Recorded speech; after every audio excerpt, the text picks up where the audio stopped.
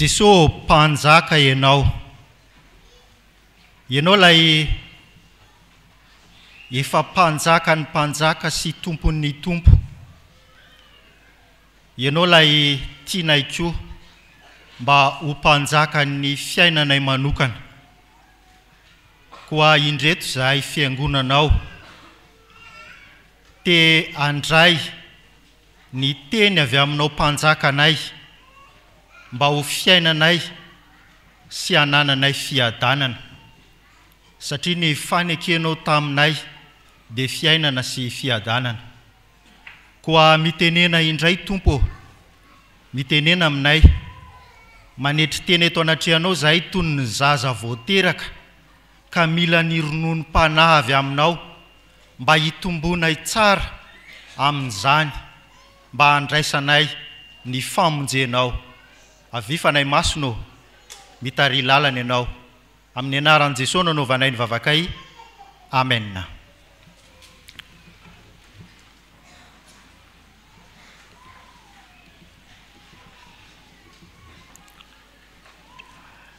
Fantaniana mety azo apetraka ry havana ny hoe ianao mankalaza ny alahady ny sampandrofy 5 marsa taona 2024 ity ve efa olon'ny fiadanana? Efa olon'ny fiadanana ve ianao? Ny zava-misy eto amin'ny firenena dia zao, tsy misy tsony fandriampahalemana, manjaka ny tsy fandriampahalemana, fandimbo ny valanaretina, lafo ny fitsaboana ary vidim-piainana lafo. Ao amin'ny ankohonana ny zava-misy, fanahina noho ny tsy fahampiana, tebiteby sy tahotra noho ny zavatra hitranga ho avy, ady sy fifandirana eo amin'ny mpivady, ny ankohonana sy ny ray aman-dreny sy ny zanaka. Ny zava-misy aty am-piangonana, ny vatantenan'ny olona ny tonga eto am-piangonana, fa ny sainy mbola any ivelany, ny fananana tsy omeno ho an'ny Tompo fa fatorany. Adino ny tenin'Andriamanitra hoe eto amin'ity fitoerany ity no hanomezako fiadanana hoy ny Tompo. Ny totaly ny rehetra zany dia zao, tsy manam-piadanana ny olona. Misy ny vaovao mahafaly omen'ny Tompo asy anao androany. Kanefa mialohan'izany dia hoenontsika aloha ty feon-java-maneno ty hoe didy vaovao.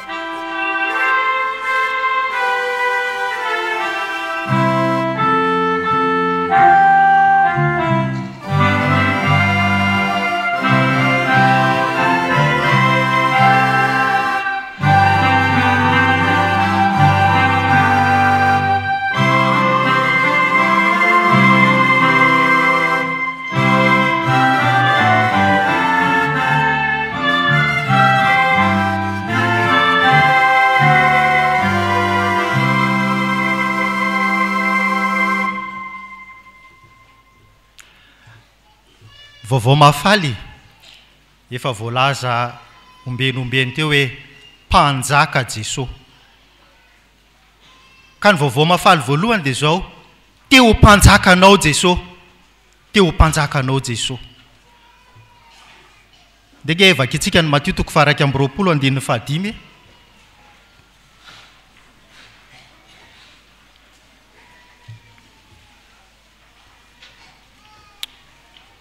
Raha tsika mamaky amin'ny anaran'ny Tompo.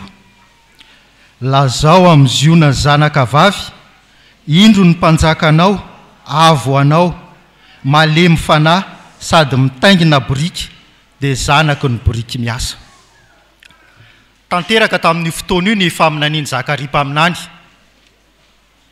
Indro ny mpanjakanao, Jesosy lay Mesia mpanjaka, malemy fanahy sady mitaingina boriky izy.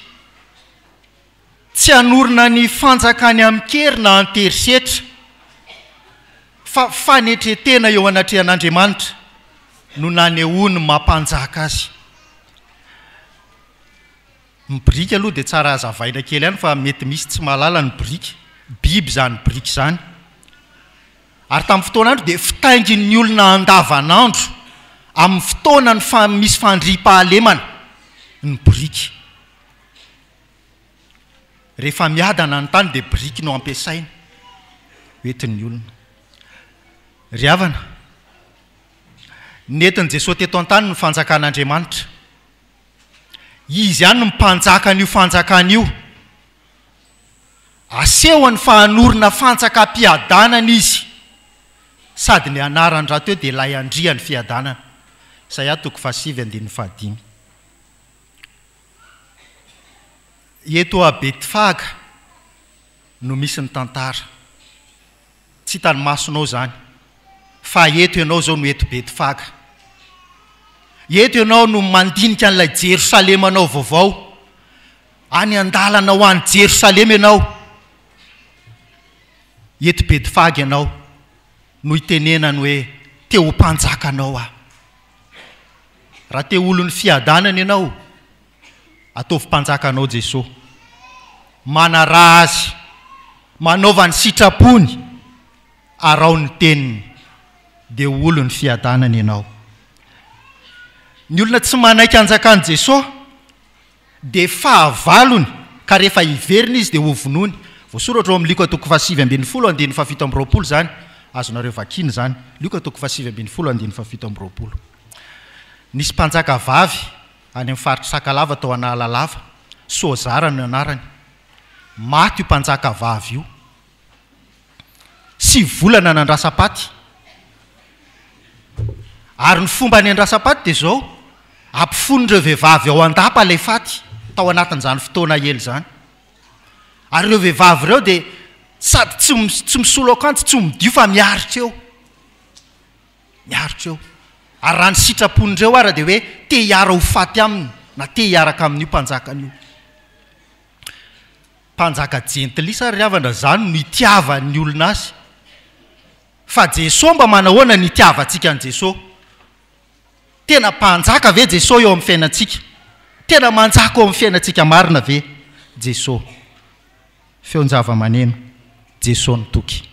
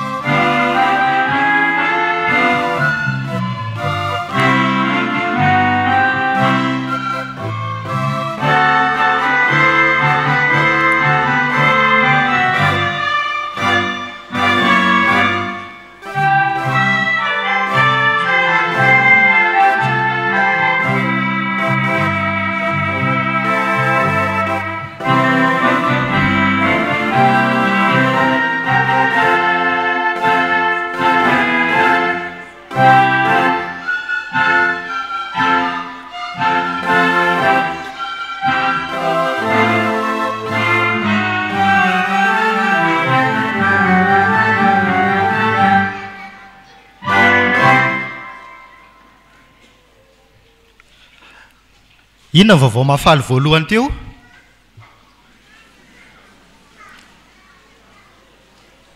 Adinonareo sady ve le toriteny teo? Teo mpanjakanao Jesosy. Vaovao mahafaly faharoa ry havana dia zao. Te hiditra ao a Jerosalema anao lay mpanjaka ny fiadanana. Ahoana?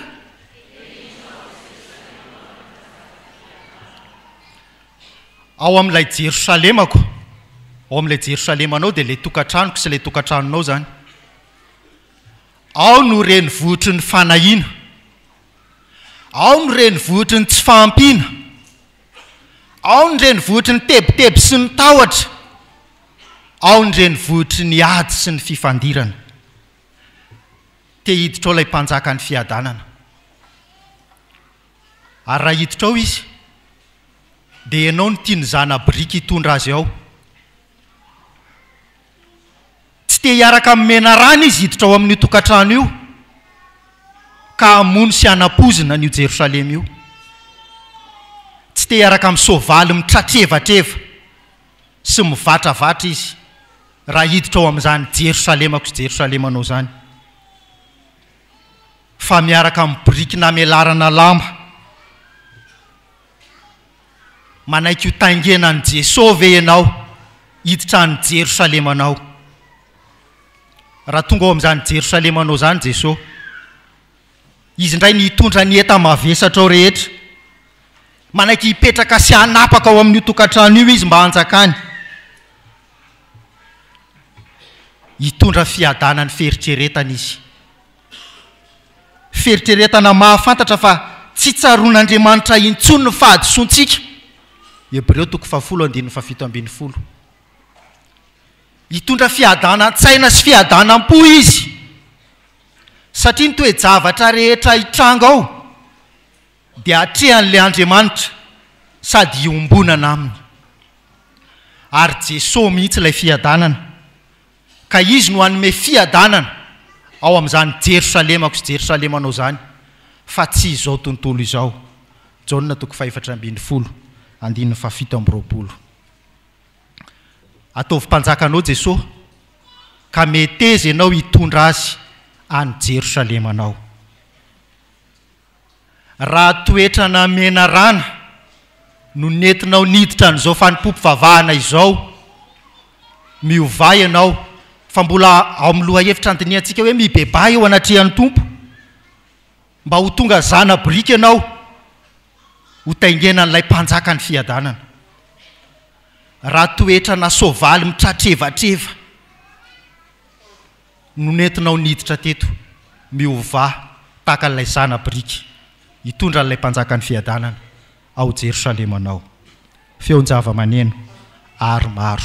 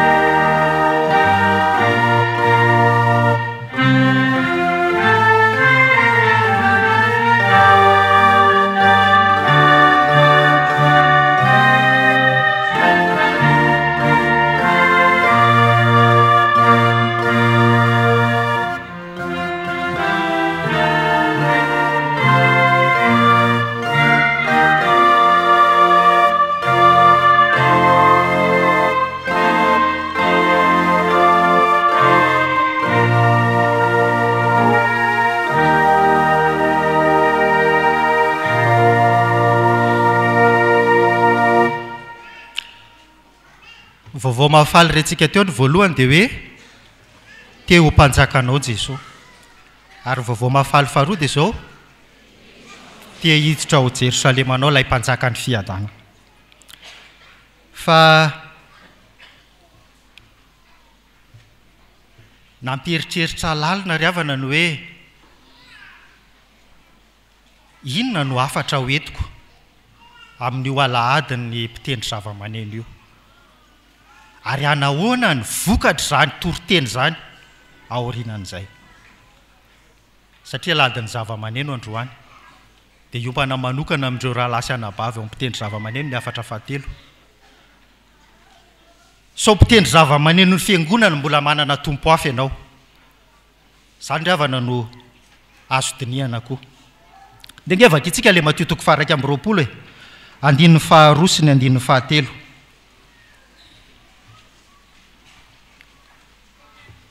Vakina amin'ny anaran'ny Tompo. Mankanesa amin'ireo vohatra tandrifinareo iroa, ary miaraka amin'izay dia ahita zana biriky mifatotra sy ny zanany eo aminy ianareo. Fa ao izy dia hoe tao ty amiko.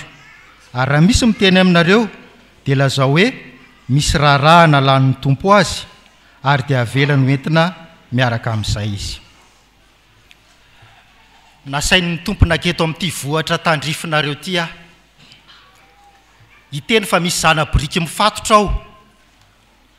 Tiany Tompo vahany io ho ampiasainy anandratany mahampanjaka azy. Amin'izay ny zava-dehibe dia zao, raha olona hiara hiasa aminy dia mazava le andiny soratra masina, vao izy, vahana aloha ho afaka. Zay vao hoe misy raharaha analan'ny Tompo azy. Ny manan-danja amin'i Jesosy rahalahy sy anabavy dia zao, ny amahanao afaka amin'ny fahotana aloha, avy eo izy mampanao anao raharaha tandrify anao. Amin'ny ankapobeny ny olona mifatotra dia manana an'izao valiteny zao rehefa hitenenan'Andriamanitra: tsy afaka, tsy manam-potoana, tsy mbola ho amin'izany aho. Marina zany satria mifatotra izy. So dia mbola voafatotro ny doremi, ny rafim-pisainana, ka tsy afaka ny hidiran'ny tenin'Andriamanitra intsony. Arak'ilay Petera izay novakitsika teo. Hoy Petera hoe manantona ny Tompo ianareo mba ho tahaka ny vato velona, voarafitra ho trano nenan'ny fanahy masina, ka hiara manao fisoronana amin'ny alalan'i Jesosy Kristy. Le fanontaniana faharoa nampieritreritra teo dia hoe inona no vokatra ity toriteny amin'ny alahadin'ny zava-maneno ity. Toriteny 520 ny volana Marsa 7:12. Dia tantaraiko aminareo ty nofo ty. Na nofy aho. Ndray andro aho tonga teo amin'ny vavahadin'ny lanitra. Na eno feokira maredona tsy vaovao tamin'ny sofiko. Tsaroko fa le feokira tamin'ny 25 Mars 2018 io. Dia indro nisy anjely nampandroso aho. Dia nanontany aho hoe aiza mpitendry zava-maneno zany? Dia namaly ilay anjely hoe ny feokirany no alefany aty fa zareo tsy ho avy aty. Na alahelo mafy aho, na alahelo mafy aho. Fa dia mba vakitsika mofinaina tamin'ny zoma teo Korintiana 7:15.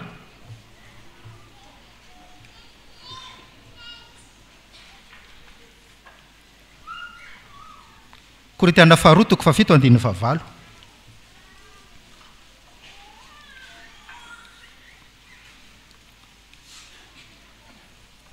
Raha tsika mamaky zany amin'ny anaran'ny Tompo.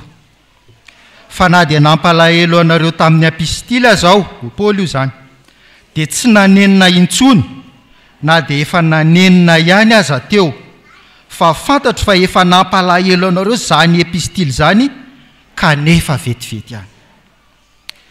Ry havana, raha lasa anabavy mpitendry zava-maneno, fidio izay tianareo hoe ny alahelonareo ankehitriny satria mivantana be le afatra, sa ny alahelo rahatra zay rehefa tonga zay fotoana zay.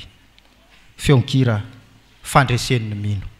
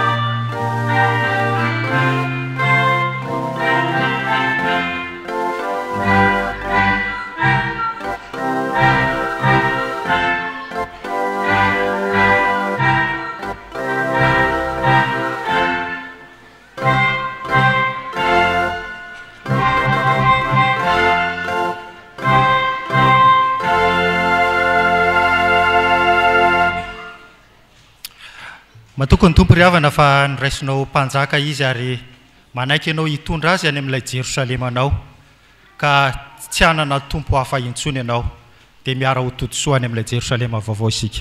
Amen.